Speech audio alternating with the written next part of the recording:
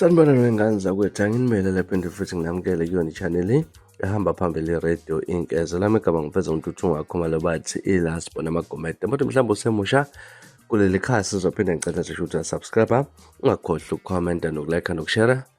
Okuyikhona okukhulu kunakho konke wengane zakwethu ayizenzeka ngempela ey'nkundleni zokuxhumana.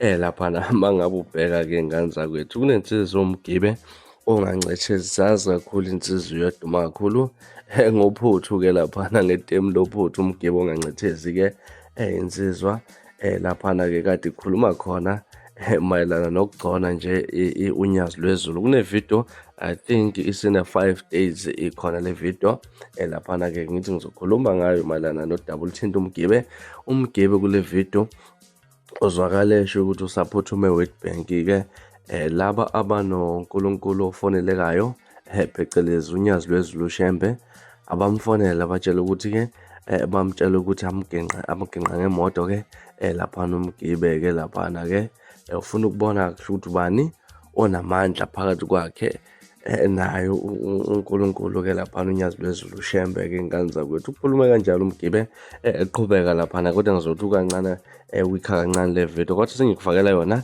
ekugcineni kwale video ngane zakwethu-ke. Kodwa ngifuna ukubheka ukuthi-ke umgibe kwesinye isikhathi noma kithi kwelabanye abanyanti ama-social media influencer banakho ukuzidalela amazinyo mhlawumpe azishelelezi, because uma ngabe ubheka ubaba unyazi lwezulu ushembe unobaba abadala abakhothama ngaphansi kwakhe and abakholela kule nto ayiyona ney'nhlanhla asuke abanika zona. So uma ngabe uzokhuluma kabuhlungu kanjena komunye umuntu ujena mhlampe akanamandla, ngiphiki ukuthi mhlampe unamandla yena mhlampe ngaphezu kwalo muntu amshoyo, kodwa uma ngabe ubheka ukuthi yena uzokhipha igama elithi sifuna ukubona ukuthi ubani onamandla phakathi kwami naye, elinye igama lelo, uyabo. So mhlampe labantu akhuluma ngabo noma labantu anenkinga nabo abakhothama inkosi ushembe, ibona abantu mhlampe anenkinga nabo, hhayi ushembe. Ungathola ukuthi mhlampe umuntu agcine sethathela iziqalekisi ezingenasidingo ngenxa yokukhuluma kabi ngomuntu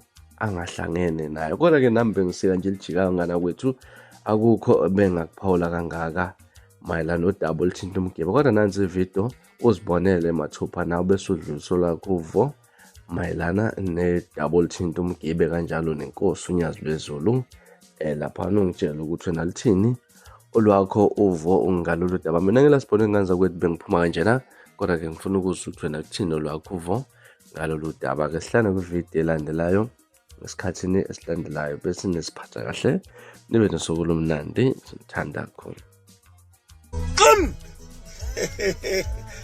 Afethu ngisaphuthuma la eWitbank manje.